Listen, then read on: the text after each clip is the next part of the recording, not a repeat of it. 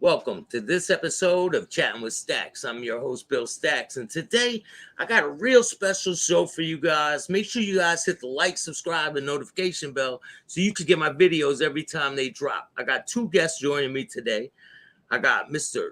Robert McNeese and Mr. Jason Reinhardt. What's up, man? Hey, how you doing? Hey, Staxx, what's up? How have you guys been, man? Well, I've been good. Worked all day, but good day. What's up, Jason, man? Good. Good days, man. Just productive, got to be productive.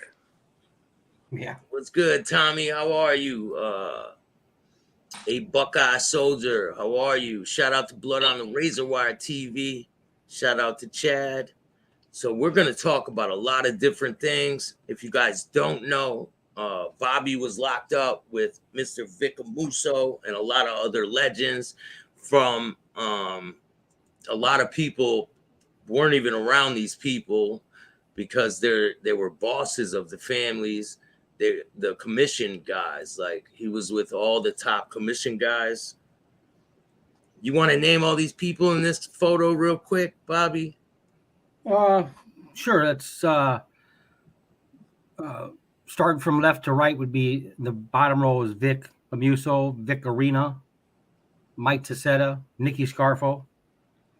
And then directly behind Nicky is Fafi Ainella, and then Patty Amato, Bobby Gallagher, and me. And how long were you locked up with these guys? I'm 27 years. Wow. That's a long time, man. Yeah. So can you explain to me, I want to play a little video real quick, and then you explain to me the first time you came across this person and what it was like.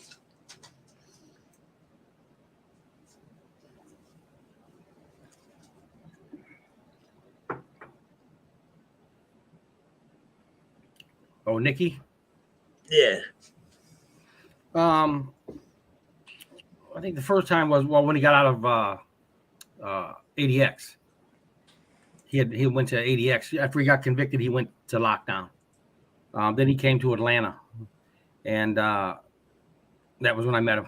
Was in Atlanta. I think I was in the commissary line, or he was, and we went down. Me and Vic went down, met him. But yeah, he's a little skinny, scrawny dude, or he was a little skinny, scrawny guy. Is he like, he was like a little rambunctious guy, right? Like full of energy. He was high charged. Yeah, for sure.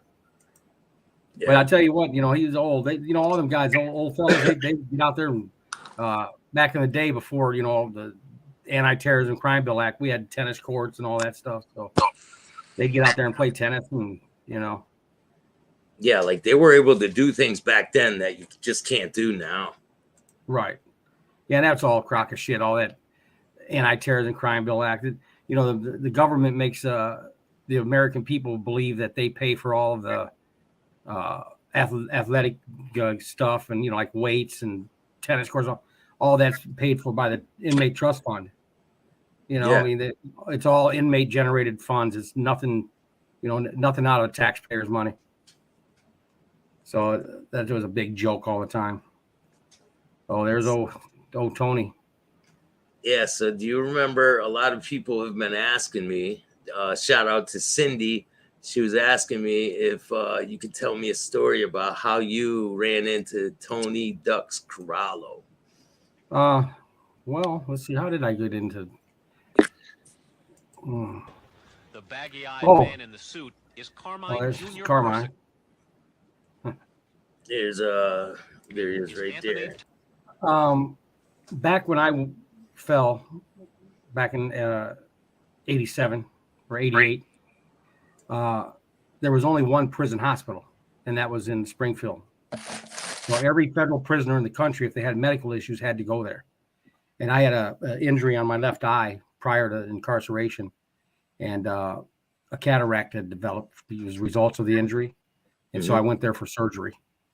And I was with them.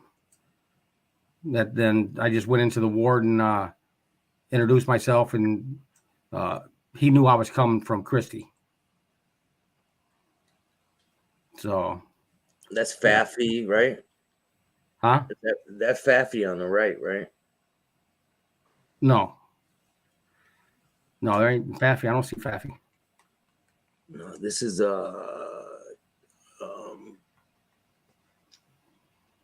this is an older picture of Jerry. Oh, Jerry Lang. Yes, Yeah. Jerry Lang. This is a picture of him in prison. Yeah. Do you remember him looking like this? A little bit older than that, but yeah, I was with Jerry Lang in Terre Haute with Ernie Boy, all of them. Yeah, you were with this guy in Terre Haute too, right? Oh yeah, Joey. Yeah, Oh, is that Joey now? Yeah, Joey tested now. Yep. Wow. Wow. Hair got gray. Yeah, they've changed a lot, man. It's crazy how this is an older picture of Nicky Scarfo. Oh. No, that ain't Nicky. Yes, it is. Are you serious? Yeah, this is one of the last pictures of Nicky Scarfo. Wow. Before he passed away. Yep. Wow. I've never seen that picture before. Here, I got another one that you might not have seen.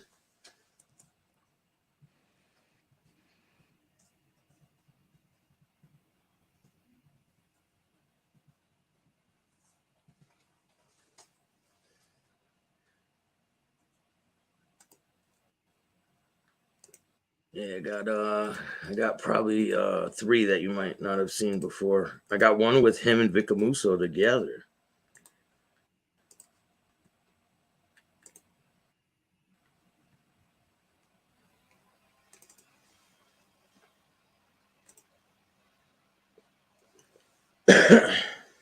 Yeah, see, that's how I remember Nicky right there.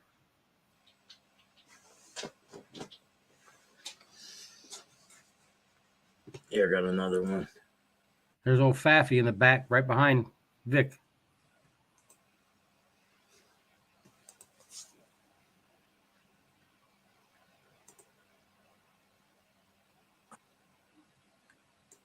Wow.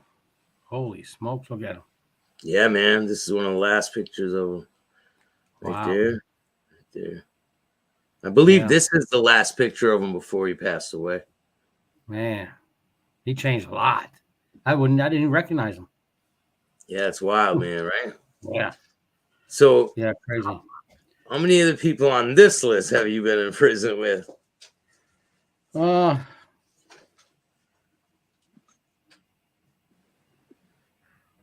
Who's this guy right here? The big guy. That's he's from Chicago. I believe that's what's his name from Chicago, I think. I'm not sure. Joey the Clown. Does anyone know that's Riccabini on the right, the bottom right? Oh, Harry Riccabini, yeah. Was he in the prison with you guys? No. Him and Nicky didn't get along too well. A question I wanted to ask you, people have been asking me to ask you is did the bosses in there talk about Paul Castellano's murder when it happened? No. No one said a word? No. There was not even like they were no conversation. The only time that anything was brought up in all the time I was in prison was when Nicky showed up on the scene and his little wild ass running around, demanding to be the boss, right? Yeah, demanding to be the boss. Yeah. How did Nicky feel about Phil Leonetti? Did he ever speak about him or anything? He did. He hated Phil. Yeah. Nicky he held a grudge, boy. I mean, he wouldn't let it go. I mean, which I understand, but I mean, he talked about it every single day with hatred. I mean, just like, yeah. Nicky showed his emotions. All the other guys I was with, they were real they could hold their emotions, and you didn't know if they were upset or if they were happy or what was going on. But Nicky, he didn't hold anything back. He was, I mean, he'd snap in a second. Have you seen him get into it with people on the yard and things like that? I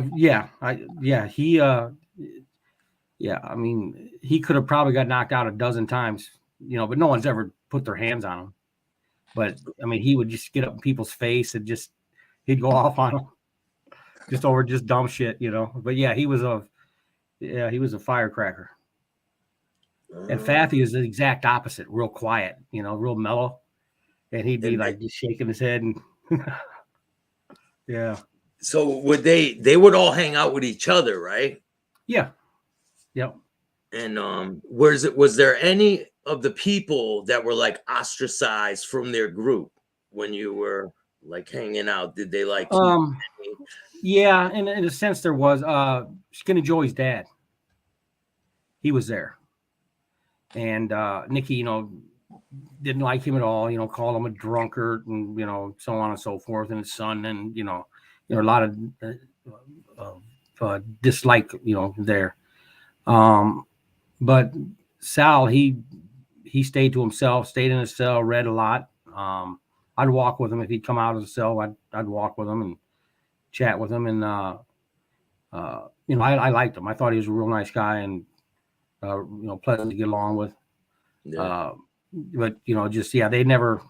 So because of Nicky's dislike for him, he was like shunned by everybody.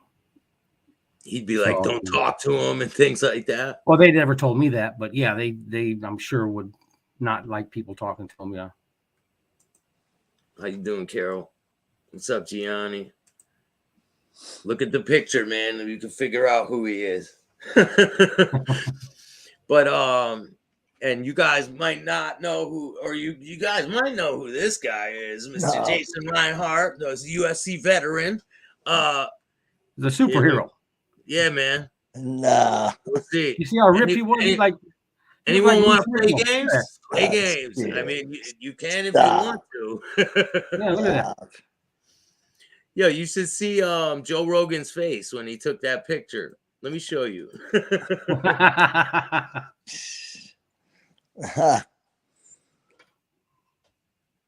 You're funny, Staxx. It's funny, man. It was funny. The face he made. I gotta find it.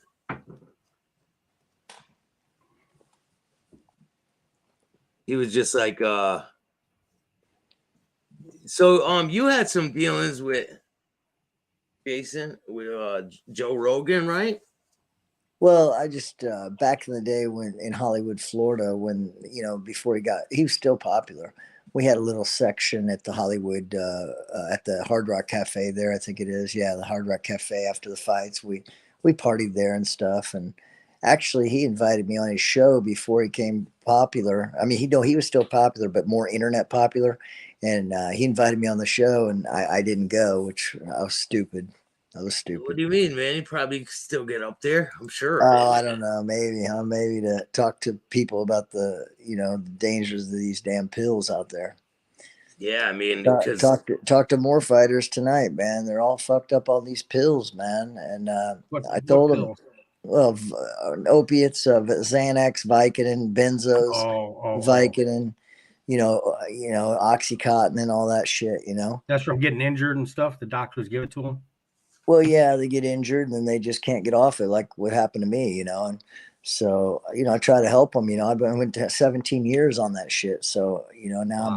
I've been sober 2 years and 3 months, and so I try to help them. Yeah, man, thanks. Yeah, I've been fortunate. I didn't really pick up any bad habits.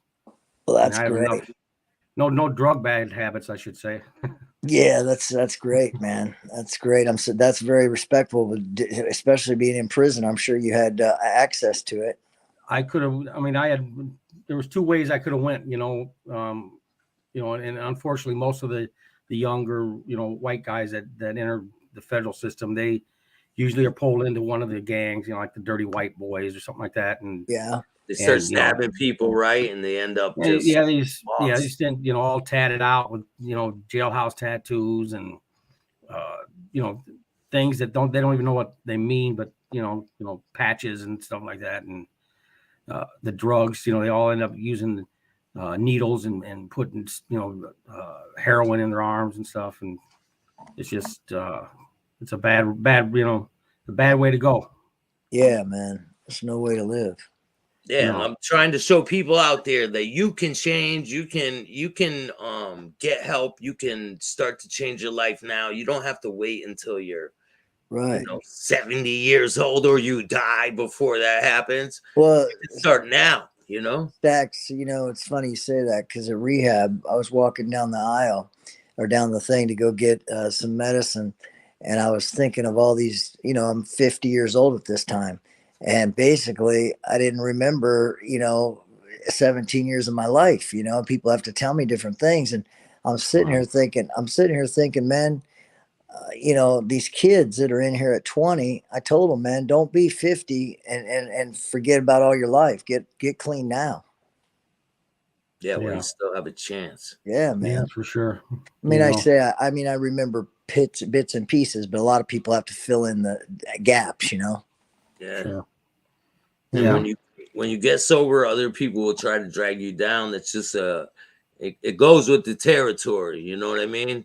But push the bullshit to the side and keep it moving, man. The most important day of your life is right now. And I don't care. I live by that every day, and I just move forward. And there's a lot of great things happening in my life. And limit, man.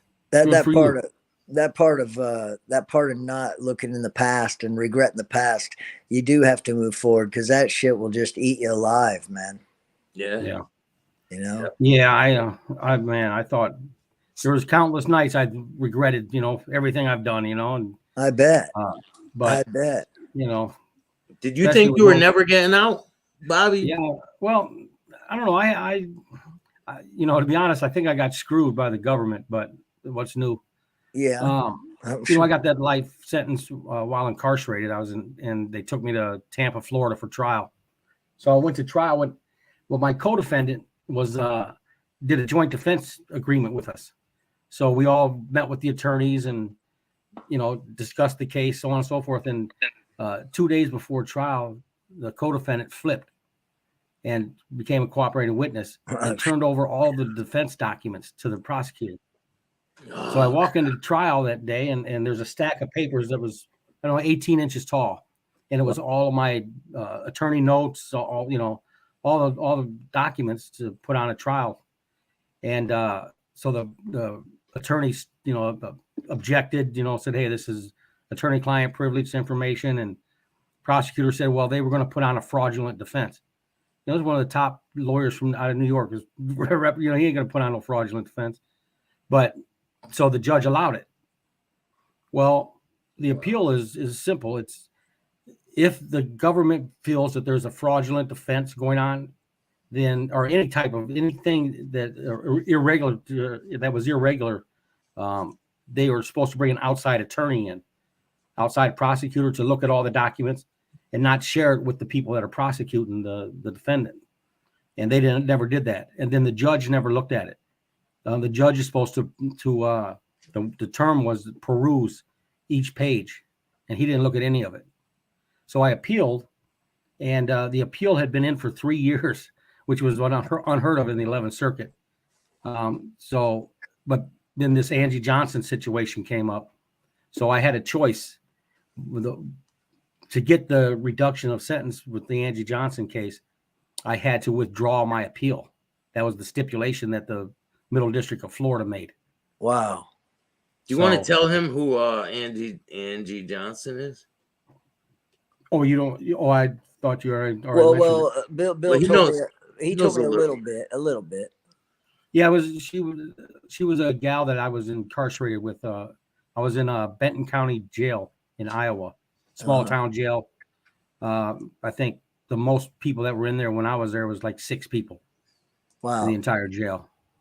And that was after That was after she spent a couple of years in the jail. When she first went in, she was, real skinny. Yeah. She was on.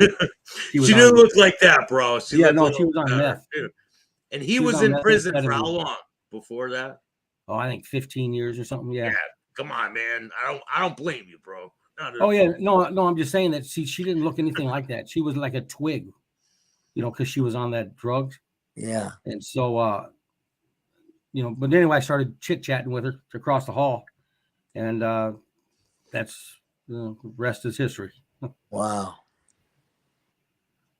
But yeah, so shit. I mean, yeah. I guess any guy that if you wouldn't chat with her, then there's something wrong with you, I think. Yeah, she killed a kid, right? She killed 2 kids. Yeah, Jeez. 6 and 9-year-old girls. Yeah, God and damn. she with no remorse. I mean, I've been with some stone cold killers. I mean, I've been with some treacherous guys throughout my incarceration, and she's cold blooded. I mean, yeah, Who are some of the people you came across during your incarceration that you gave you that feeling like this guy's nothing to play with? Oh, Paul Snyder. Paul Snyder was he was one of the shot callers for the Aryan Brotherhood out of California, and in the feds you have like the Aryan Brotherhood of Texas, Aryan Brotherhood of New Orleans, and all these offshoots, and the AB, the brand, they don't recognize any of them. And theirs was, I don't know, I think at most there was like 16 in the feds, but they ran it. They ran it. They were brutal, right? They were brutal. They 7 days a week, they'd come out of their cells, they'd work out for hours, and then they'd go into their cell for hours and study, college level, material every single day. I mean, religiously. And but this Paul Snyder, I got a picture of him. Paul Snyder was he's a monster. Dangerous. He looks pretty dangerous. Listen, they shot him in the prison yard because he was stabbing a guy. He kept stabbing the guy and crawled over and stabbed another guy. While he shot? Yeah, after they were shooting at him. Yeah, they shot him. He's on the left. So Paul's kind of famous in his own right. His dog, there was a big famous case out in San Francisco where a dog mauling case where an attorney, a female attorney, was mauled to death in a hallway. Yeah, I remember that. Yeah. That was him? Yeah, that was him. Yeah. Them two, what were they? King Corsos, right? Yes. Yep. Yeah. That's right. Yeah. So, but Where's he went he into now? court. I'm not sure. I think he's in California somewhere. Maybe I'll reach out to him. Yeah. That's who did some of the artwork for Sammy. So Sammy's in touch with him still. Right. Yeah, so he's sending artwork to Sammy. Oh, that artwork, right? Yeah. Yep. Don't worry, we got something big for Sammy coming up. Yeah. I'm sure Sammy's going to be watching this one. Oh, I hope so. That'd be great. Hey, I know he watched the last one, right? Yeah. Oh, yeah. Yeah. Yeah, he's a little don't pissed put up off. Don't put up anything that you shouldn't put up. Hey, man. He'll call the law on you. Yeah, he's one of those. And Mikey Scars, I'm sorry, but I don't really watch these podcasts or listen to them or anything. I'm too busy. I ain't got time for it. But yeah, I did happen to catch that Mikey Scars thing about Sammy the Bull lied. And he did. Yeah. Did you see that where he broke it down? He was talking about. I saw a piece of it. Man, he tore him up. Yeah, he tore him up bad. So, yeah. What he did said he that thing say? Like what about him pulling this dude out of the car, right? because he said he pulled DeChico out of the car. He didn't really do it. The cop pulled DeChico's body out of the car. Oh, the bombing, you mean? Yeah. Oh, yeah. Yeah, no, it was just talking about Mikey Scars, saying that Mikey Scars wasn't close to the Gottis and, you know, all that stuff. And you know, John had made Mikey Scars the John Jr.'s godfather, you know? Yeah. I mean, you got to be pretty close for him to do that, you know? Probably. I would imagine so. But just, you'd have to watch it. It was pretty interesting. I wish I could have seen Sammy. Sammy seems to me like his lies just keep getting more extravagant over more and more. And just he's running out of content, man. He wants to change the narrative. He's talking about he's the Don of social media and shit. Yeah. He's on his way out. I'm pretty sure about that. Yeah, he looks like he's on his way out, Schmiegel. Yeah. I mean, he should answer for his bullshit. You know, I mean, I don't understand that. I mean, the people that listen to him, you know, they idolize him, which is, God bless them if that's what they want to do, but they should know the facts, you know. They should let him babysit their kids. That's what they should let them do. Well, I don't know about that. Hey, man, they like him so much. But I mean, they should, you know, shouldn't be blinded by, you know, oh, it's Sammy the Bull. They should be, you know, in tune with what's true and what's not true. And you know, just his bullshit is just bullshit, you know, like all that prison shit. Listen, he was in a fucking protective custody unit. There wasn't no ABs running around giving him, they don't give out patches saying, yeah, you show everybody this and no one will mess with you. What kind of bullshit is that, man? That's not how they operate. Hey, let's get back to Paul Schneider. I want to tell you this story about Paul. This is how badass he is. I want to hear it. Okay, so he's like, I don't know, 6'4", you know, 260. I mean, solid. You know, Jason, how you were all ripped up, that's how he is. Yeah, right on. I mean, just 24 hours a day. That's how he is. He's just a monster. Oh, he looks like that? Yeah. Get that off there. Yeah, he does. He looks like that. He's, I mean, just ripped and strong. So he goes into the court and tells the judge, I'm not happy with this court-appointed attorney. I need a new attorney, please. And the judge says, well, I'm not going to give you a new attorney. And so he told the judge, he says, well, if you don't give me a new attorney, the next time I come into court, I'm going to kill him. Told the judge this. And he goes, oh, you are you? Okay, we'll see about that. So they ordered a emergency response team, a CERT team, you know, special or SORT team, special operations response team, 12 guys, right?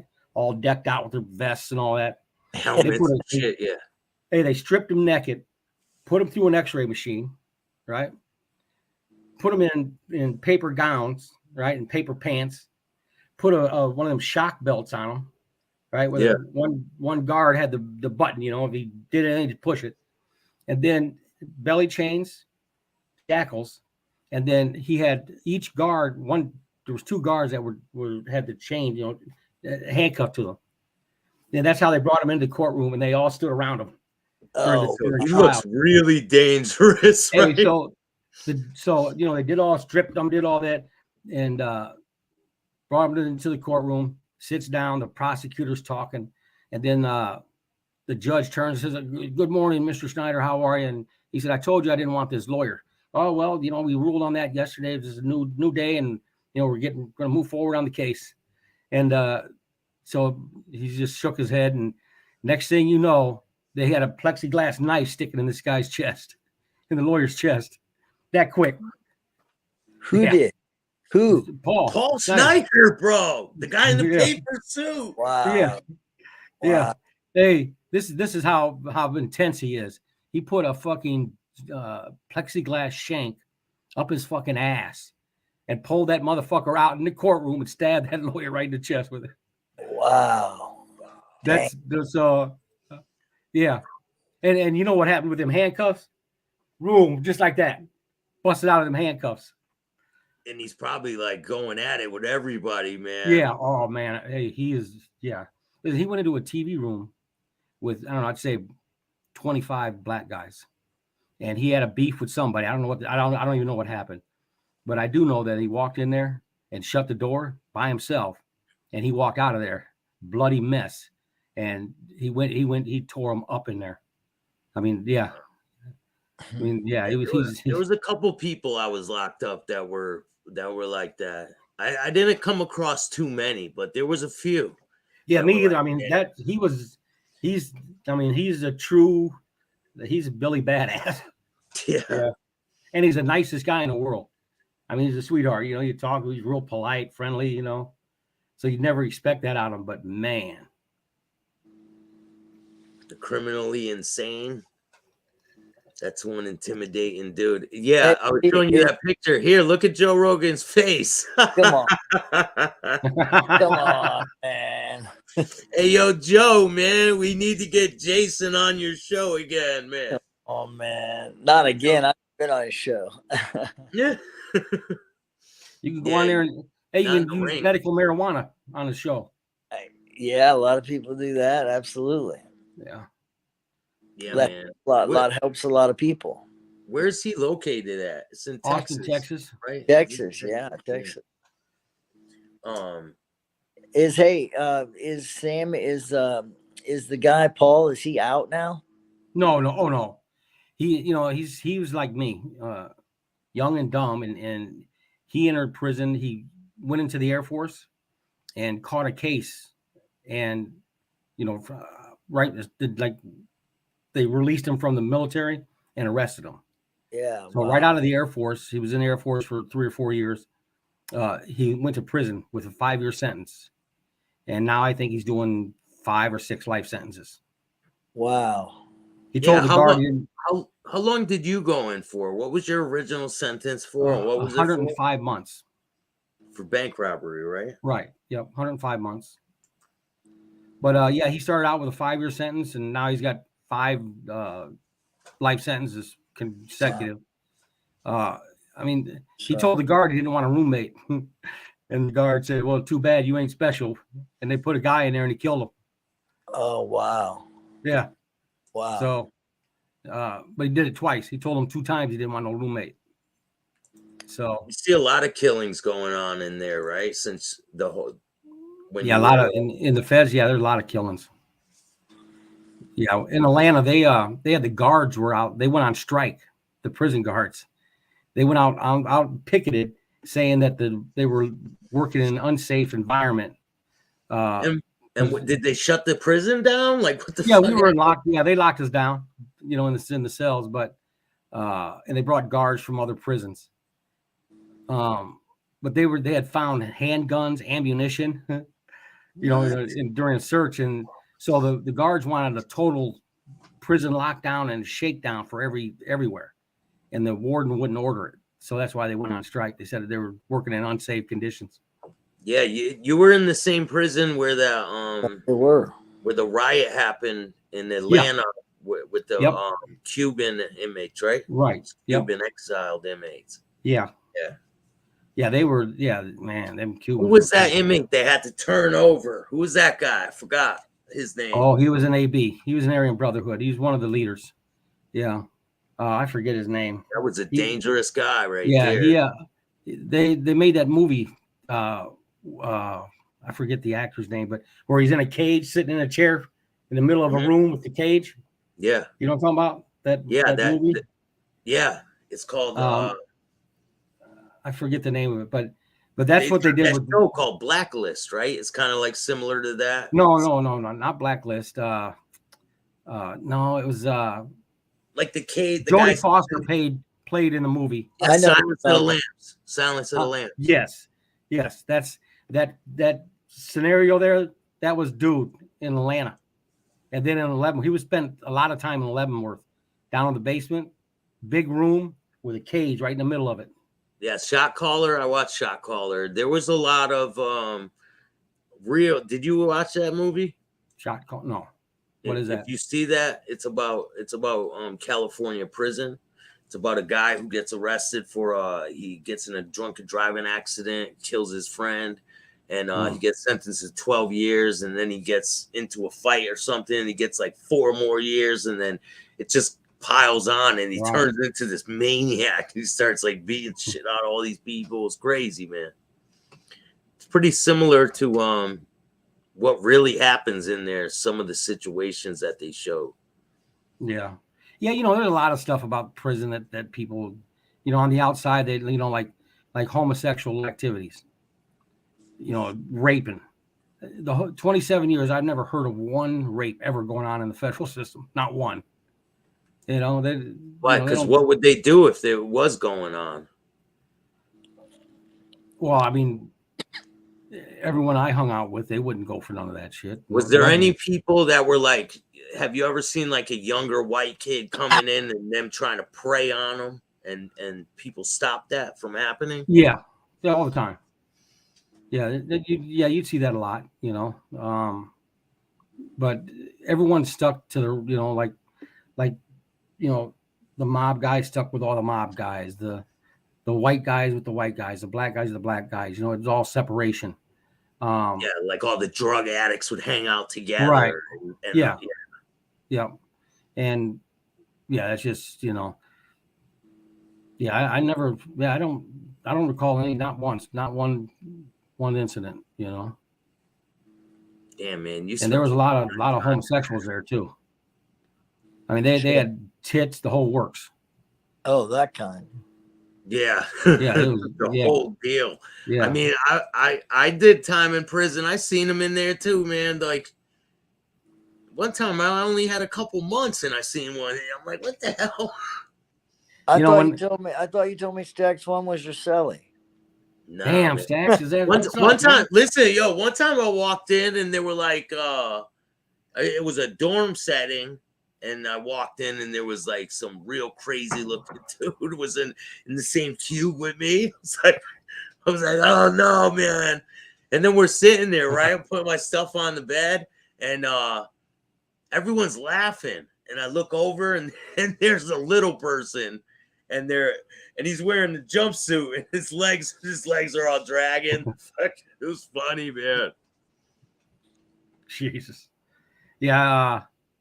You know, when, you know, I was young from Iowa, you know, it's all farm country out here. You know, you don't ever see no homosexual. I never met a homosexual, you know. And then so you get in the prison and you walk in the yard and they've got their little tights on. They use Kool-Aid to put on their lipstick, you know, using like lipstick and pool chalk for their eyes. I mean, just crazy shit. What about the first time you saw they walk in packs, tattoos on their face? You didn't see that until you went to prison, right? Right. Yeah. Not in Iowa. Now I see it, but before, no. But me and Vic would be walking out, and Vic would he'd always be afternoon or good morning, you know, to all these, you know, these gay guys. I'm thinking. So finally, when I say, Vic, why do you say hi to these guys, you know? And he says, you know what? Let me tell you something, Bobby. Because you see them over there? There's 30 of them. Look at them. They don't look like much, but every one of them got a knife. He goes, and when the shit goes off in here, they gonna run past me and say, hi, Vic.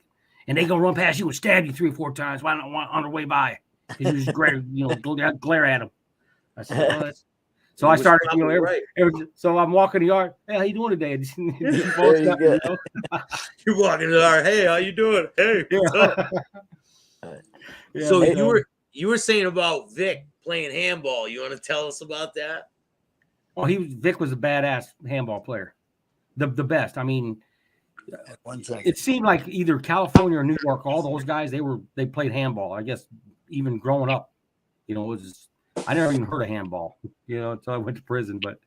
But they played, you know, a lot as kids. And Vic said he played since he was a kid, and he would play on the weekends when he was, you know, as an adult even.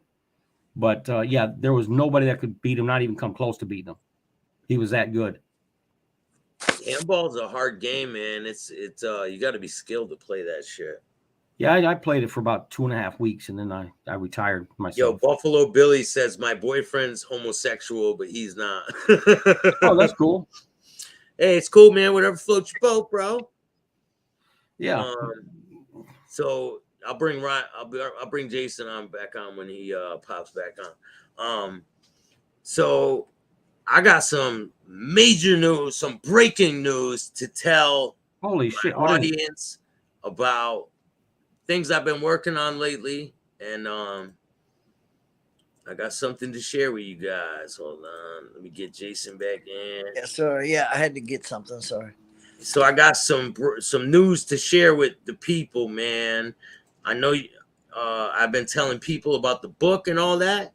Boom, the book is done, and I'm getting it sent out to get printed up. I got to send it to another person, but the book's done, and Nice, Staxx. it'll be coming out very soon. Well, congratulations. And yeah, man, things are really moving along, and we got a whole bunch of things in the works. Right on.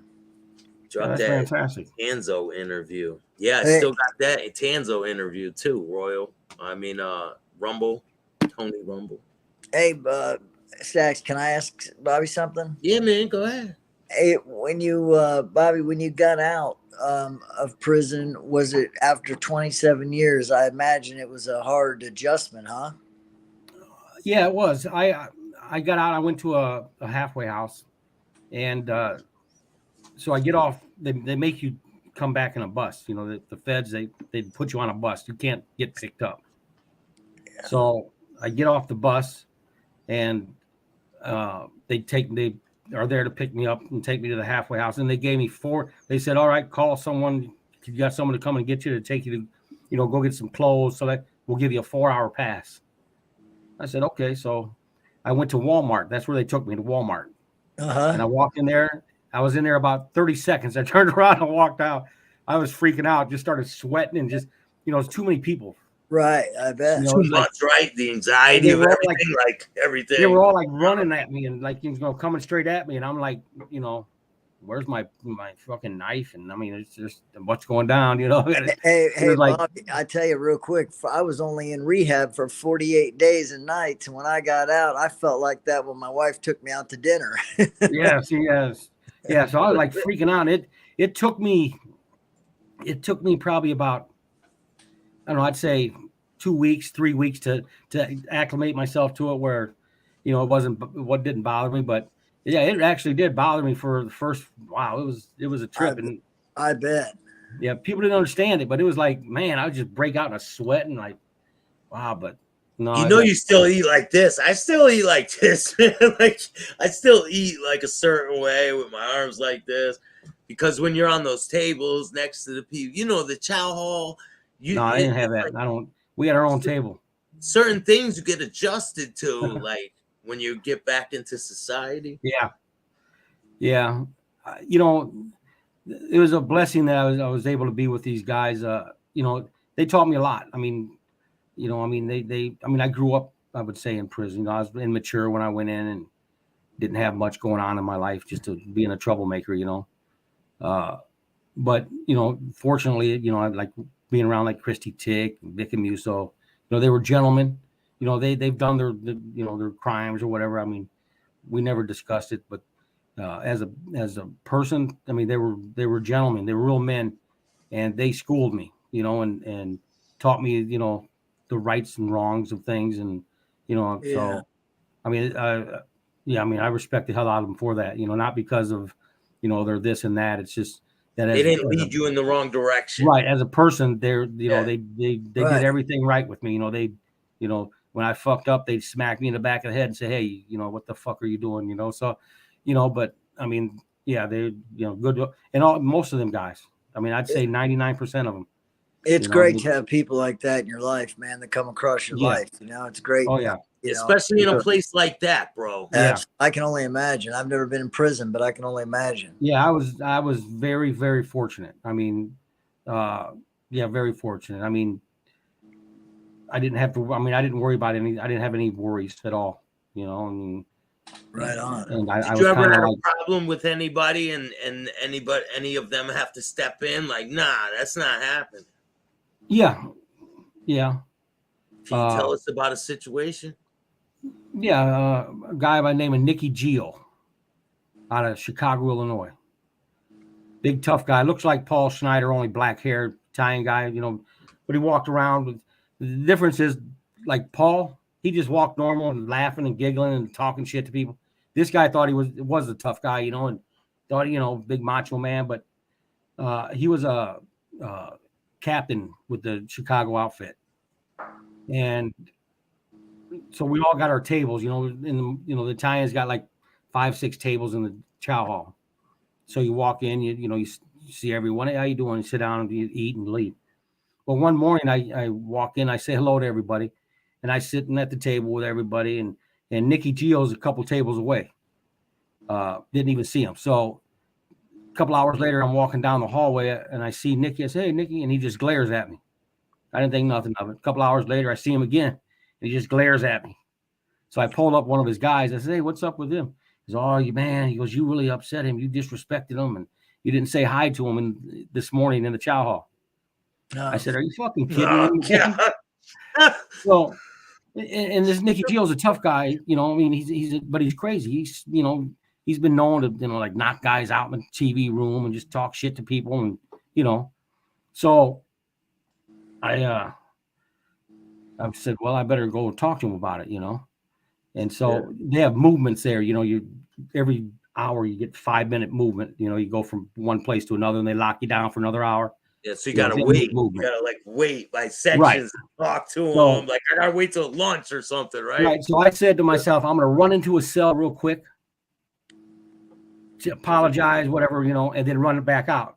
I got stuck in Nicky's cell for a whole fucking hour, and for an hour he did nothing but berate me. He goes, you know who I am? I'm Nicky Gio. I was a fucking captain. All this bullshit, and I'm like, hey, Nicky, I didn't see. I apologize. No disrespect, I mean, my bad. I just didn't. I mean, it was early in the morning. I wasn't awake. I didn't see it, and that was the truth, But for an hour, and that hour, he talked me into fucking taking him off the yard. So with a guy like that, you got to make some. You got to go talk to the right people. So, of course, the guy that was running shit kind of there at the time was Bobby Manna. I don't know if you know who he is, but yeah, of course. But, so Bobby Manna, I pull Bobby up, and we go out and we sit down outside on a picnic bench, and I explain to him what happened. And Bobby says, "Oh shit, we got to kill him." I said, "No, we don't want to kill him." He goes, "No, I'm just talking." He goes, "No, he goes, yeah, we better take care." He goes, "We're not talking to nobody about this." He goes, let's just take him upstairs." I mean, like, you run them upstairs, they call it. That's going to the hole, to check in. You can't be on the yard anymore. So I went to a couple guys, and said, "Hey, I, need Nicky taken off the yard." And so how are they going to take him off the yard? Physically, or make him just shit? So somehow, so I went to these guys and told them, I said, I need this taken care of, run them up top. And they said, okay, no problem. And so they were talking about it that afternoon, and it got back to Nicky. And so as soon as I found out that it got back to him, I went to this guy and I said, listen, take him now. And so 10 minutes later, they went up to his tier. He was on the 5th floor. So it was like 10 flights of stairs, them old metal stairs, the old prisons. And so they look like firehouse stairs or outside apartment buildings, the iron stairs. Fire escape. Yeah. Yeah. So dudes were just going to go in and tell him, you got to go, and he's he knows the score, when people like Bobby Manna or Vic or somebody says you got to go, then you got to go, and so, and there's no sense of being a tough guy then, because you got to go, Well, he pulled a knife out on these dudes. Yeah. That was a bad thing to do. That was the worst thing in the world to do. They beat him with a piece of iron, beat him down, and then kicked him down all 10 flights of those stairs and left him laying there at the bottom of the stairs. So I'm with Bobby. We're in the cell talking. All of a sudden, they got the sirens going, woo, woo, woo, and the red lights flashing all over. They got them on the walls. Lockdown. They locked us down. So how many people did they take out of there for that? Like, did they take a bunch of people out for like an investigation over what happened? No, they took 5 guys. The five guys that they had on camera. They took them out. Yeah. And they didn't take me out because they didn't know about me. Fortunately. Interesting. And then, so they just left you in there and just going about your day, and they took everyone everyone to SEG, right? Yeah, they took the people involved to SEG, and because they had in the feds, that's a bad thing. But if you want someone to leave the prison and they're unresponsive, fuck you, ain't going nowhere, because you got them guys that are like that. Then you have to break a bone. If you break their bones, then they can't go back on the compound. Oh. So she's like, we gotta break their bones, man. Yeah, so they broke his bones, so he wasn't coming back on the compound. Well, he ended up going into the witness protection program. Oh shit! Yeah, because he was a high-ranking guy from Chicago, right? Right. Yeah, he was a high-ranking guy, and he fucked with the wrong person. Is what happened. After everything transpired with you and you went to the other prison, did you run into him again? No. Oh man, can you imagine? Yeah, no, no, I didn't run into him, but yeah, they beat him pretty good. And I didn't like doing that. I don't like any of that type of conflict, and it was unnecessary. Yeah. But when you got a loose cannon like that, I don't know if he's I don't know what's going on. I mean, I know he's knocked out guys in the joint, and he's upset with me. I mean, what do you got to? I mean, I have to protect myself. Sometimes you got to be the guy to make a move, man. Yeah, I'm not letting nobody beat me up. I mean, not if I can prevent it, I can honestly say ain't nobody whipped my ass. That's right. I mean, just listen, you beat me up, you better watch yourself. There ain't no coming back from that. So I don't want no trouble. And that was a big trouble sign right there.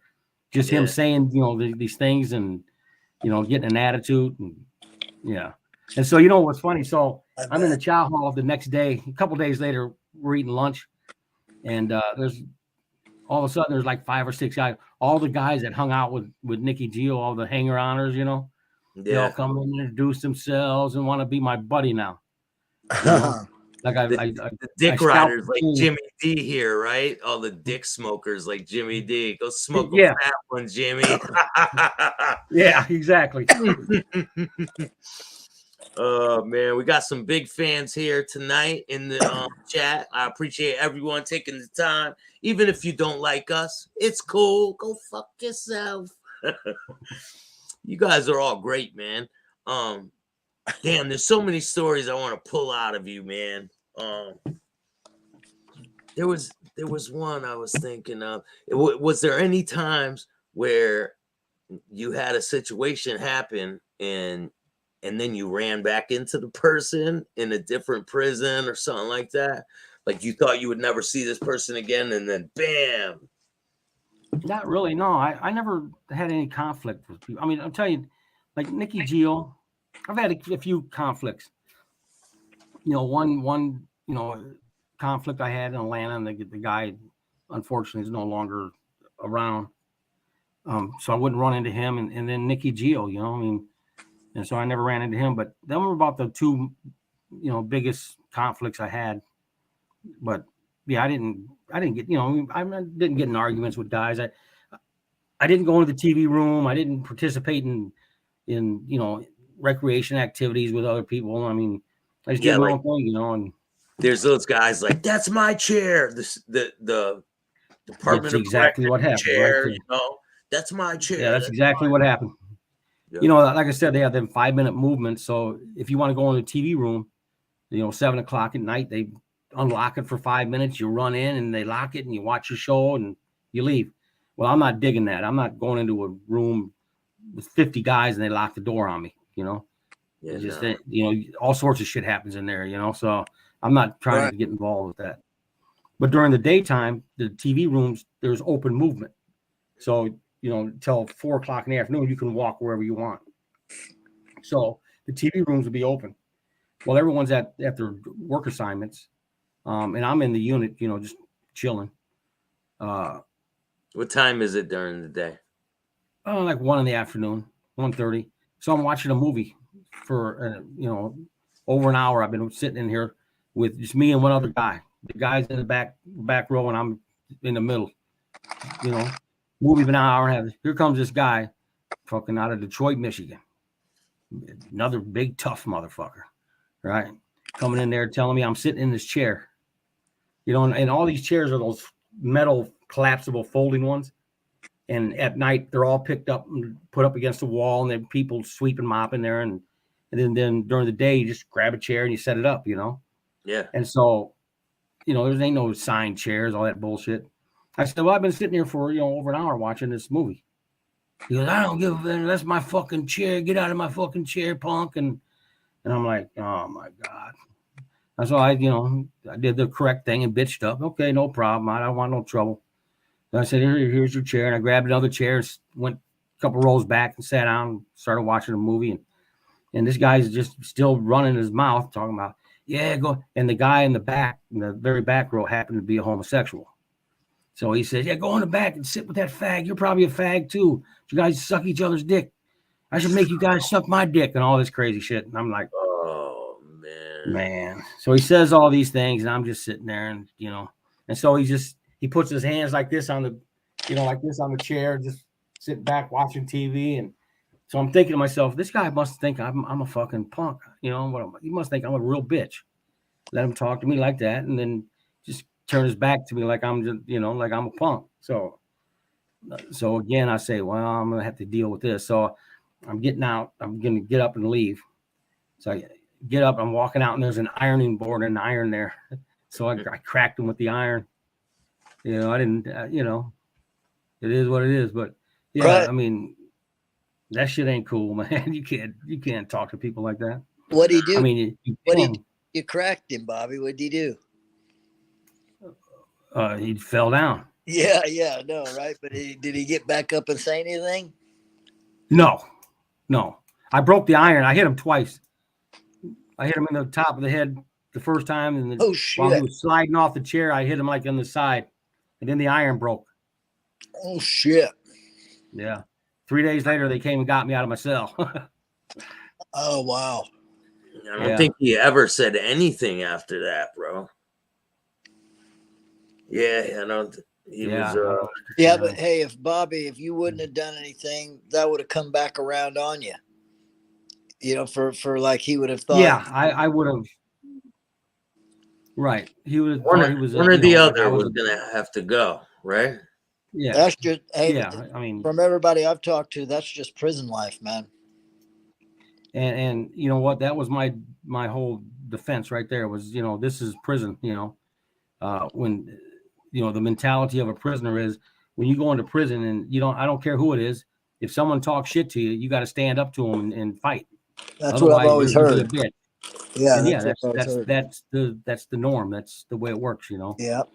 And I mean, those are the only two incidents that I had, that were of a violent nature, I guess. Unfortunate incidents, but I never dwell on those things. It's just, it is what it is. Hey, that's a pretty damn good record. 2 times in 27 years. 2-0. 2-0, man. That's 2-0, but that's good. Yeah. Right. Well, after that, I had a reputation, I was like, I was a Billy Badass, but no, it was just, how that shit goes, rumors are flying around, it is, at the end of a year later, it was 4 guys instead of 1. I took out 4 guys. Yo, the fish always gets bigger on your way home, bro. Yeah, right. They come up and say, "Hey, man, did you really do that?" And I do what? What are you crazy? It's just some crazy shit. And sometimes I'm sure that worked in your favor. Like, it probably worked in your favor having that on your. Yeah, record. well, I mean. Like Atlanta was a gang prison. Everyone there was a member of something. You couldn't be there if you weren't. So it was a gang facility, and so they had like gang coordinators, all that bullshit. Yeah. But I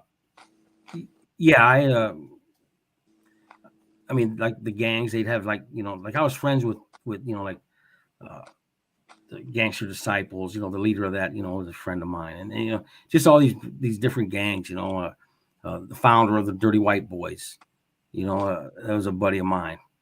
So like when they have trouble. I got a friend who was one of the leaders in one of the prison systems for the Dirty White Boys.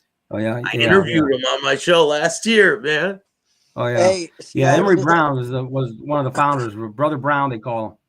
A real good guy, but and he's a good dude. But yeah, I was there when he started that whole, one of the guys, they started it, and it turned into a big fiasco. I mean, the DWB is one of the biggest prison gangs in the federal system. I mean, they have thousands of members.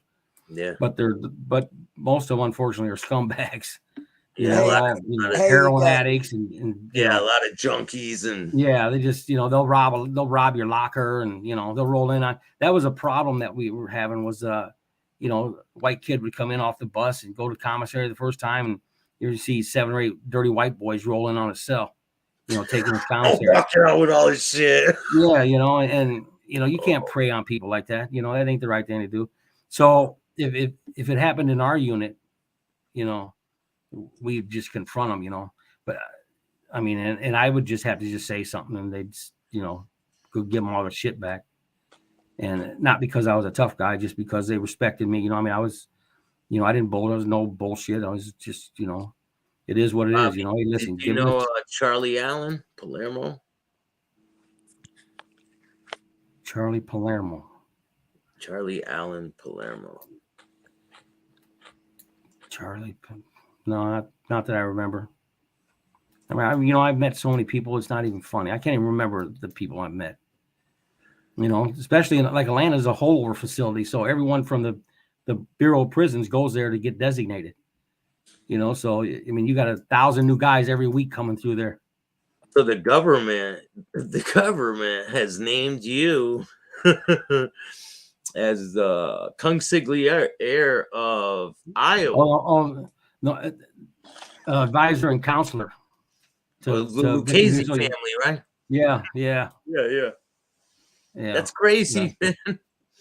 Yeah. How a lot of these people out here would beg for a title like that. Do you know that? Yeah, I don't want no title. I don't need a title.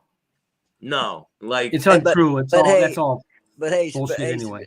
Stats, you got to think about, man. Wouldn't life be boring if everybody was the same? I mean, isn't it awesome to see? Isn't it awesome to see all the walks of life of people?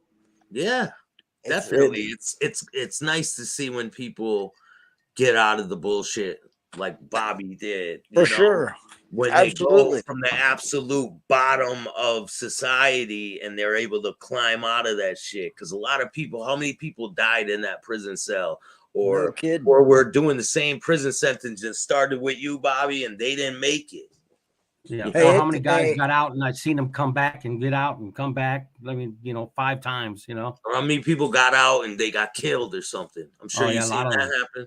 Yeah, it takes a mentally tough dude to go to prison and get at 27 years and then get out, man. It takes a mentally tough dude, man. So much respect, Bobby, for real. Well, I appreciate it. Yeah, and I hear that a lot, and I mean, I just got out, and I think it's because of my work ethics. I mean, I work 7 days a week. It's what I do. I enjoy it. I was fortunate that I had a friend that gave me a job the day I was out of prison. Nice. And you haven't stopped since you got out, right? And I haven't stopped since. Now nice. I run my own company and awesome. And I'm just if you got to take that, I could pop you back on when you're done. No, that's all right. They're just guys from California. Stats, can I tell Bobby, man, I've always thought, man, that it's inhumane for the prison systems to put a man in isolation 23 out of the 24 hours a day. I think that's terrible, man. Yeah. I've been through that. I went through that. That's pretty rough. 23 hours a day. I did over a year like that. That's just unreal, man. ADX is where it's unreal at, because you have no human contact. You can't. You don't get to talk to other people. Well, I saw where Pablo, who is the guy from they Pablo got Escobar. Yeah, Escobar. He's actually appealing to saying it's way too inhumane. Right. Yeah. What's this? There's a group out there that's a big group, leniency group or something. But they declared they go around to prisons and judge what prisons what are like all over the world, and they said that ADX is inhumane. But yeah, because they lock you in a cell there, and you can't even yell out to anybody. You can't. You don't hear anybody. You don't. It's double doored, so you walk in one door. They lock it. You walk into another door and they lock it, and that's it. There's your cell. You got your shower there. Oh, so Sammy's lying when he says you could talk to people through the cell? Oh, Sammy's so full of bullshit. Here's Sammy's El Chapo. Here's a picture of El Chapo in ADX Supermax right now. I think it was El Chapo that said that he appealed. I saw it on Was Google. That's not ADX. That doesn't look like ADX Staxx. Yeah, that's not ADX. Or maybe that's Mexican prison. It says it's a U.S. prison. I'm sure. I think it's right before they shipped them. This is recently, man. This is ADX. Well, you see that bed? It looks like there's springs to it. And that desk, is that a cement desk? Hold on, let me from like the videos I've seen on like YouTube and stuff inside there, that doesn't look like it. From the pictures, it says it is. When you walk in to the right is a TV up on the wall, and then there's a cement bed. It's just a cement slab, and your mattress lays on top of that, and then the shower. The shower is built right into the wall, and then you've got a cement table that's cemented to the wall, and then a round stool here right below that. I got it right here. Yeah, this is it. That was it. Watch the way the angle looked different.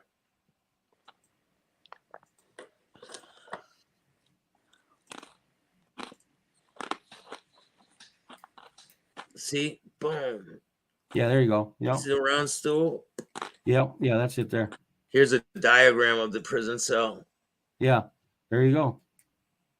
So there's what it looks like. And the shower's right there. And the shower, the water dribbles out. Like, people don't know. Like, it's not like a shower. It just dribbles like doo, doo, doo. That's overkill, man. That's overkill. So the entrance there, see, there's no, like Sammy says, you take the water out of the toilet and scream through it. You can't do that there, because each one is its own separate entity. So stainless steel sink with the mirror on the wall. Boom, boom. Steel barrier. There's 2 barriers. So like he said that you could talk through the cell and all this shit. Yeah, you see the barrier that's there? That's just bars. That's just a bars with doors. Right. Yeah, right here. You have to go through this.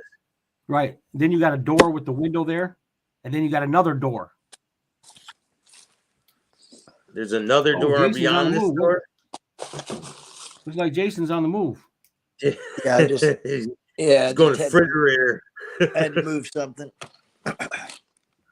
It says worse than death. El Chapo, inside El Chapo's cell, reinforced cage with concrete slab bed. Ex-con calls high-tech hell. Once powerful cartel leader who lapped up luxury and foreign travels faced utter bleak future in solitary confinement in Supermax jail in Colorado, purposely designed to turn the man into a mouse. That's pretty damn crazy, man. Yeah. Shit. Good luck, El Chapo. Yeah, that's bad business there. Yeah, it is. There's a lot of people there. that are locked up. Hey, Bobby, are there organizations, activists that are trying to get that changed with the solitary confinement 23? Yeah, I'm trying to think of the group that Amnesty International. That's it. I see. Amnesty International has declared that ADX inhumane. And that's a big deal when they do that. They don't usually, don't really do that. I see. Phil Narducci did 25 plus years for Nicky Scarfo and Salvi Testa, and they killed his father and worked for them after the murder. Crazy. Yeah. A lot of murders and all that stuff was going on in Philadelphia. A lot of tangled webs and families involved with craziness. Yeah, the Changalinis. Yeah, if you go look back at it now, like it's all tangled together. It's crazy mess.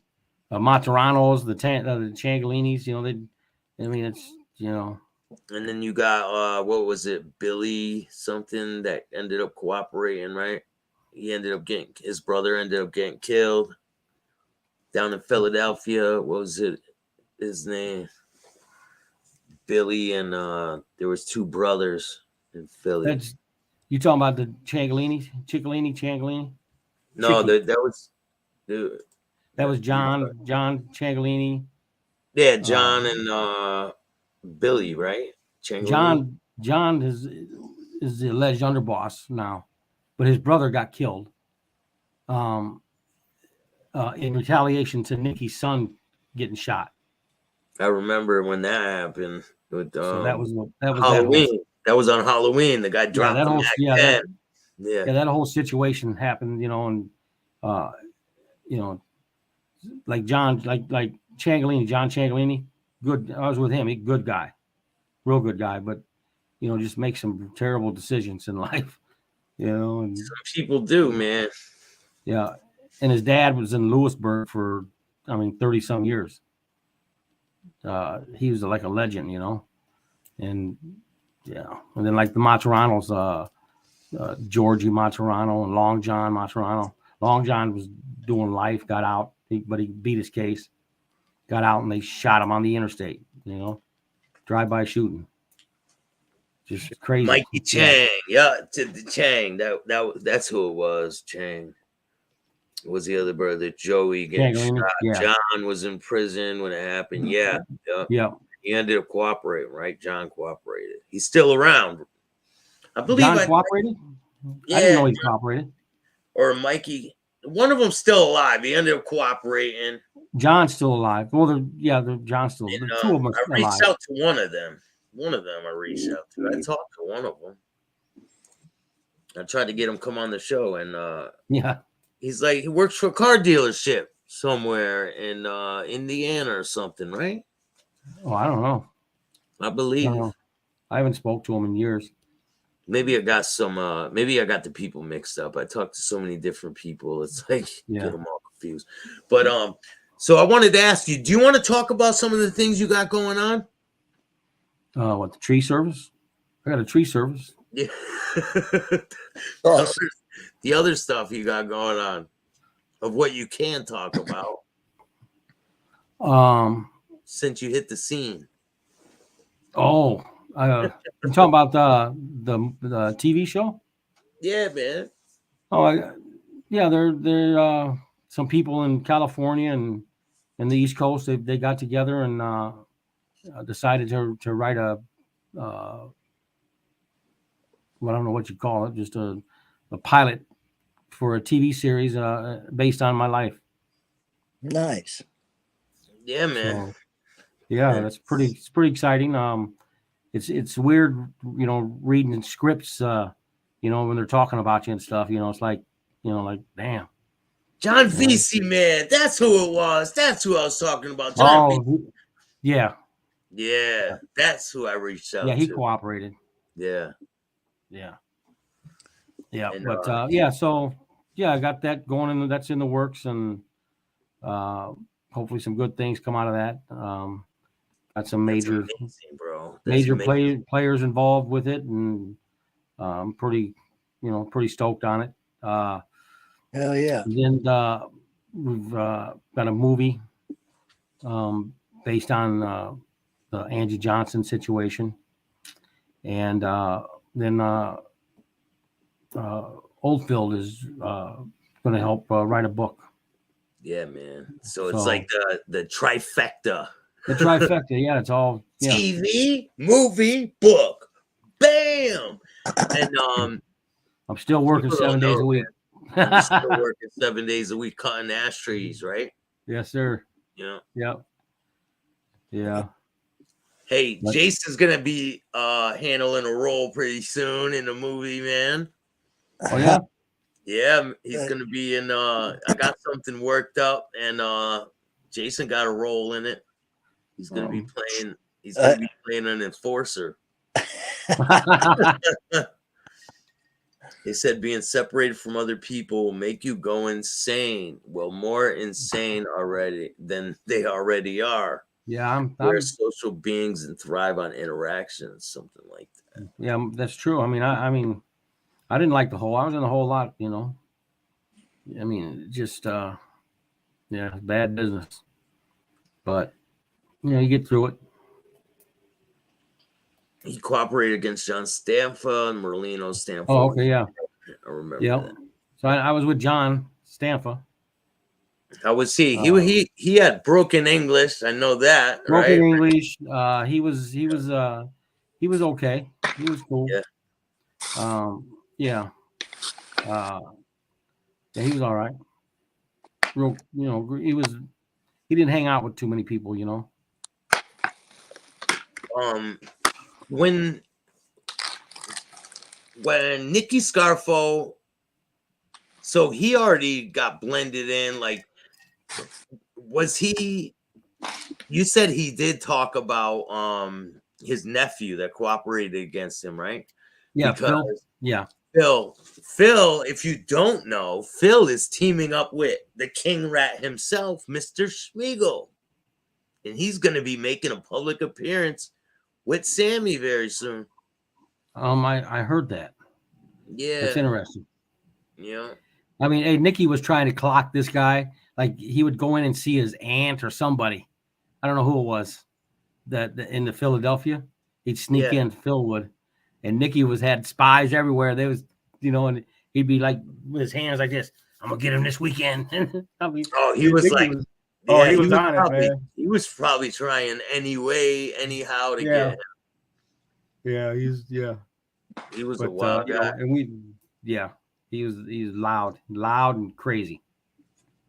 You said he would come up to you and say, "I'm the boss of Philadelphia, not until I'm dead," right? Yeah. Oh yeah. Yeah. Yeah. Hey, do you want to explain to the people, because there's not a lot of people out there who have been stuck on wiretaps with the chin. Oh yeah. You want to talk about that situation? Yeah, that was wild. Yeah, they got me on a wiretap with talking with the chin. Unfortunately.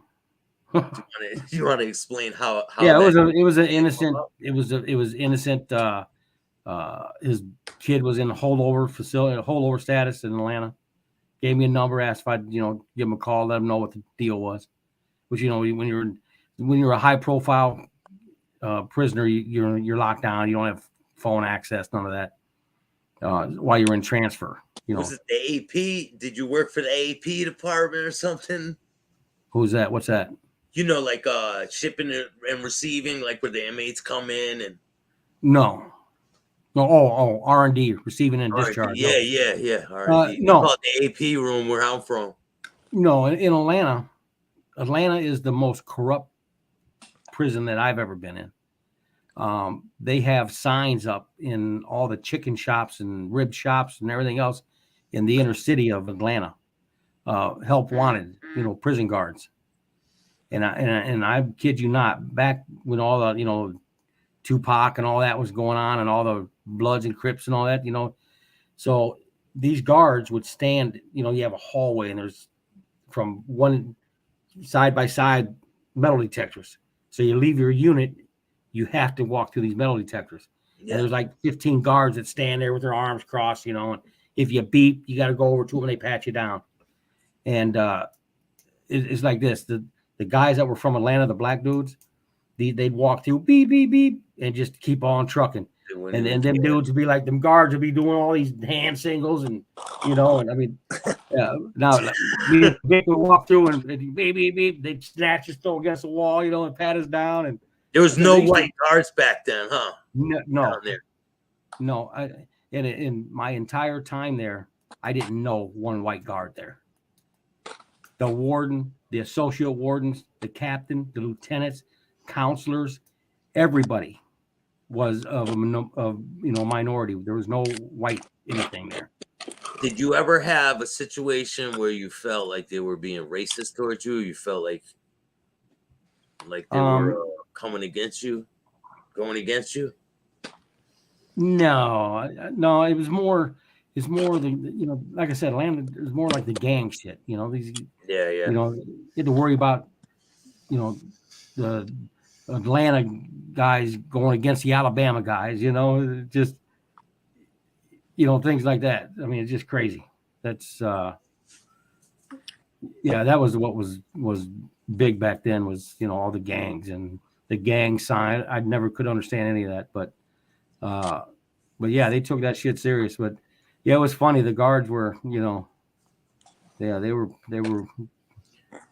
they're right there. I mean, from when you first went to prison to when you left, did it change a lot? Like, did it change dramatically? Yeah. When I went to prison, there was 5 penitentiaries, federal penitentiaries, and I think there's 40 now. There was, I think, 32,000 or 62,000. It was a real small amount of prisoners. And I think there's 300,000 now in the federal system. They've got like 10 different hospitals, and before it was just Missouri was the only hospital. So it's and then the caliber of individuals that were there.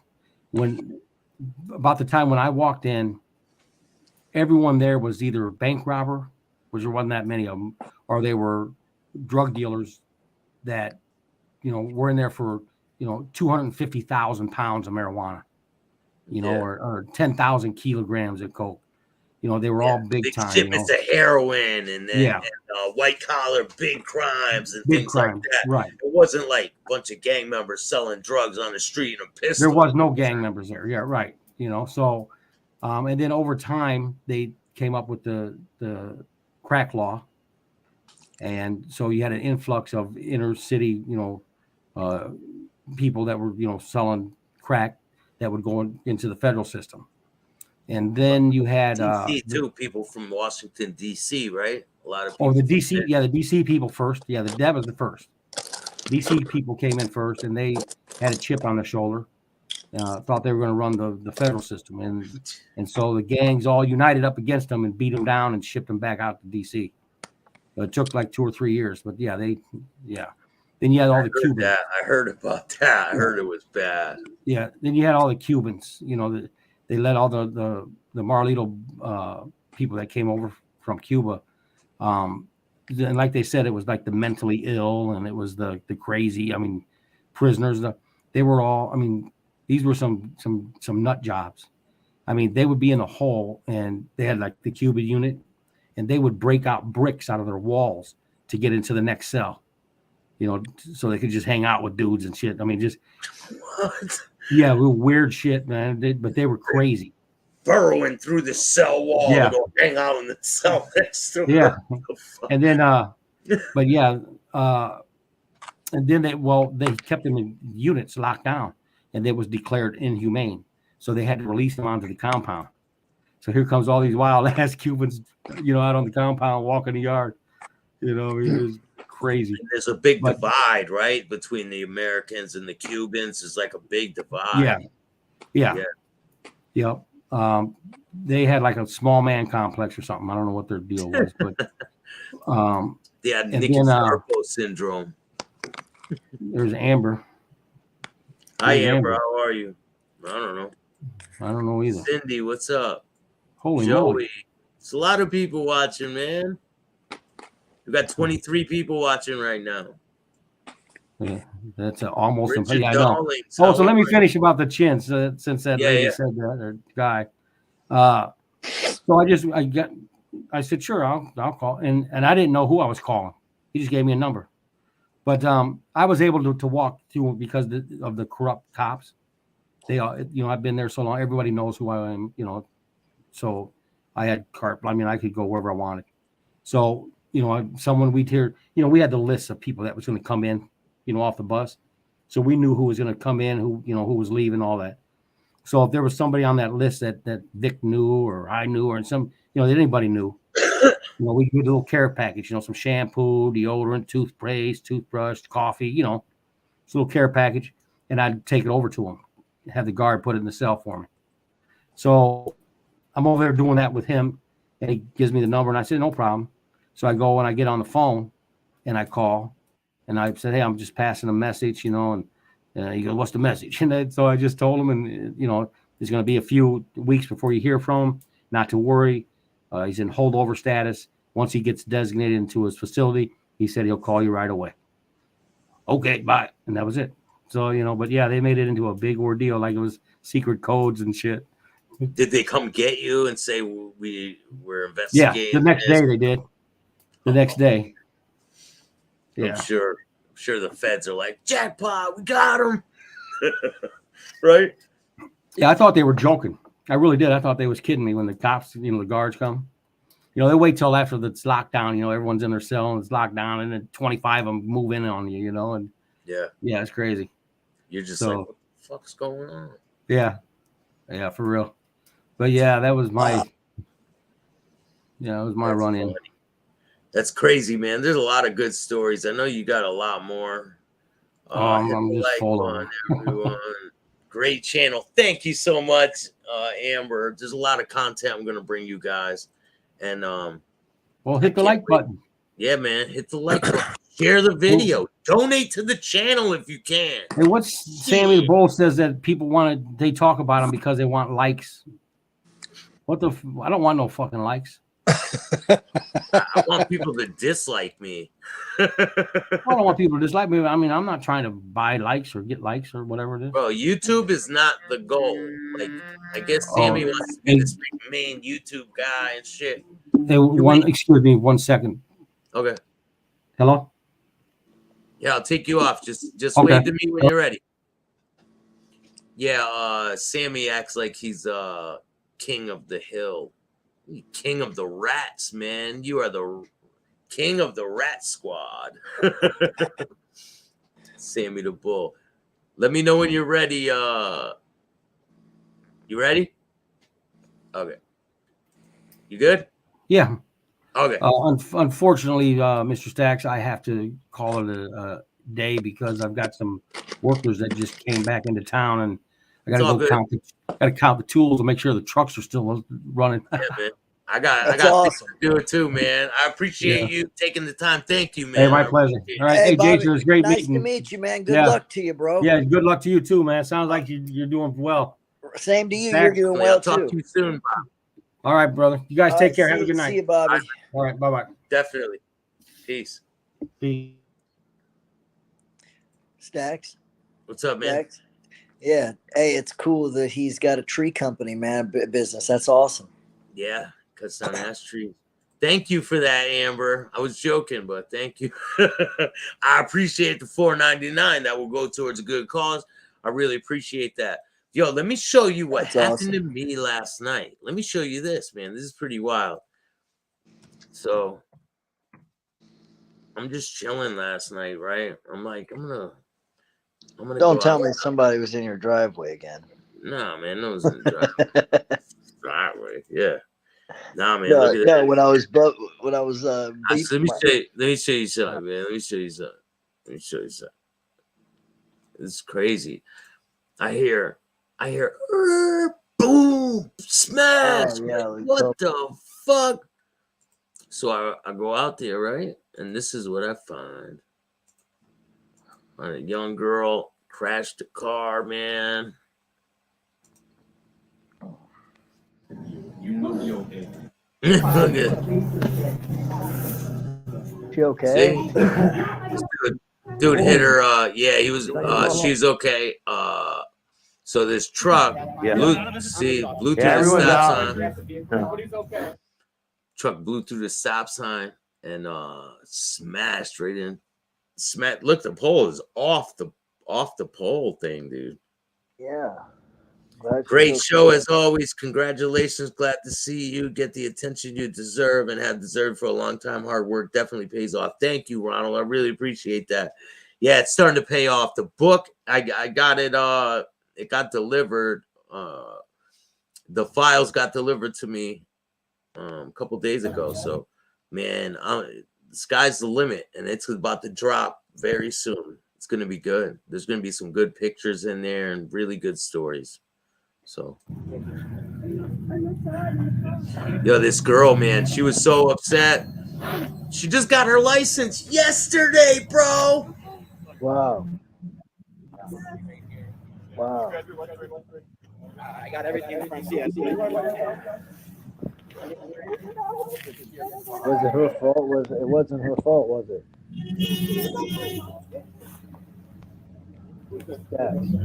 Yeah. Yeah. I just ran up here to see if everyone's all right. You guys have a good day. You'll be on. Don't worry about it. Crazy, man.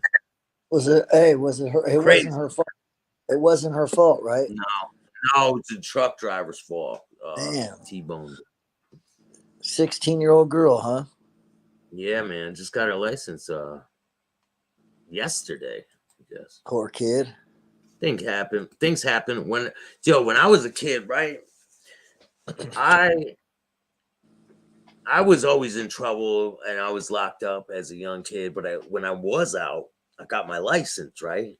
And I had this girlfriend, and right when I got my license, this girlfriend's mother let me use her car with my girlfriend, right? Yeah. So I had full of kids, like the car's full of kids. I'm driving. It's wet outside. I go around this corner, and there's like all these cars at the stoplight, and I wasn't used to driving. I had no experience. Right. Going around this corner, and all of a sudden the cars are there. I slam on the brakes, and it's just smash. Oh shit, bro! I just got my license, man, and it was just. The car really wasn't like badly damaged. I was able to drive it away. Yeah. It was just like, come on, man. It was like that. Like right. Damper in my day. Hell yeah. You know, when you get in an accident, it kind of fucks your day up. Right. A little bit. I used to steal my grandma's car at 14 and put pillows on the seat to see over the steering wheel. How would you press the pedal, man? You'd be like, step up. It was crazy. Press the pedal, man. She had one of those big, huge boat cars, one of those really big cars, 4-door. That's Buick, insane. like a Buick or some shit. It's insane, man. Yo, my buddy had his mother had like one of them hatchbacks, the little 2-door hatchback. Right. And we were joyriding it when we were like 13 around the projects. And this dude flipped his mom's car, dude, in the snowbank. He flipped it on its side. Oh shit. I'm like, dude, I gotta go home, man. Good luck with that. I got you. Yeah, man. But the TV shows are gonna be dropping soon. You better start getting ready for these roles, man. Send me the scripts. Oh, I'll send you the script very soon, man. All right. Yeah. Right on. I'm almost there. Like, we're almost there, dude. Right on, bro. Let me show you. Did you tell see me the what I got to do? What's that? Did you see the recent video I put up of let me show you recent. Where the hell is it? I said right here. People were like, damn, because they're like, they don't know what's on the way, man. They don't understand. What's the recent video? But they will. Wow. Hey. The recent What's that, Staxx? There you go. Those are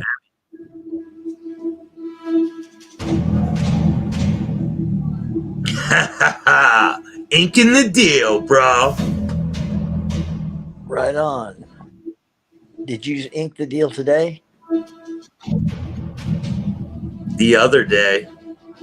Where did you do that at? Can't talk about it. That's awesome.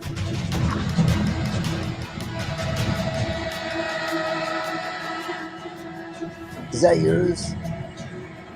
Look at that, Lamborghini. Yeah, I got one. That's awesome, Staxx. You see the Lamborghini Urus, man? Just Hell wait. yeah.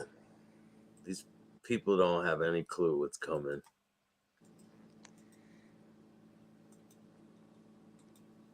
That's awesome, bro. Shout out to Dominic Capone. Shout out to Damien the Omen Trite. Shout out to Chicky. Shout out to Brian Hoyle. Shout out to John Gotti Jr. Shout out to Vincent Pastore. Chattin with Staxx. With Staxx. That's cool.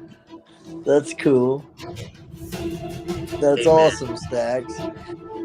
Dude, I'm proud. Hey, I'm proud of you, bro. You work your ass off, man. I love seeing people work towards something and then it comes to fruition. I love that, dude. Hey, man, I've been putting in the effort, and I know you have. I know you have. And all the people out there that don't like me, it's cool, man. Oh, hey, you know what, man? You need the haters. Wait, I had haters. What was it called? What was it? Oh yeah, I don't even remember because I don't give a fuck. Yeah, but the haters are the greatest, man, because they push us. You know what I mean? They're the biggest fans, man. They push us, man. Are. Like, I know all about haters in my fight career. No, they're definitely fanboys. They got fanboy crushes, bro, and that's why they keep my name in their mouth, and that's why they keep my member in their mouth. So you just gotta go forward. Keep going forward, man. Fuck them. I mean, as far as like wasting energy with them.